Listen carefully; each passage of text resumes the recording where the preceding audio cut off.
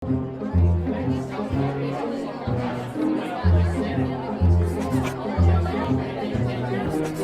حول 20 مليار دولار قبل ثورة 17 تشرين؟ من؟ الكابيتال كنترول. أنا سألت إذا بتتذكري ب 16 تشرين الأول قبل الثورة ب3 أيام كان في وفد مصرفي لبناني بواشنطن.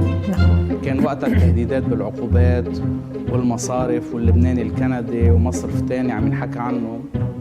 كان في وفد مصرفي بواشنطن. أحد أعضاء هذا الوفد خبرني، وسألت مصرفي آخر مالك مصرف آخر أكد المعلومة.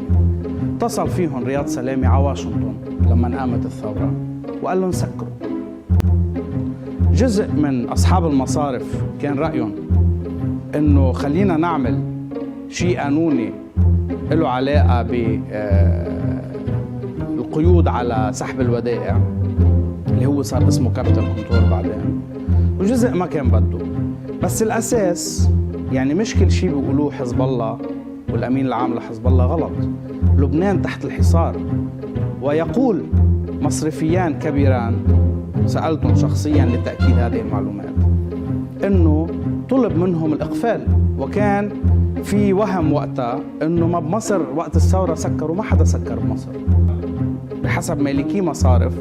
كان جزء من التحضير لضرب الليرة، كان جزء من المؤامرة على الاقتصاد. ويقول صاحبا مصرفين إنه رياض سلامي هو من طلب الإقفال.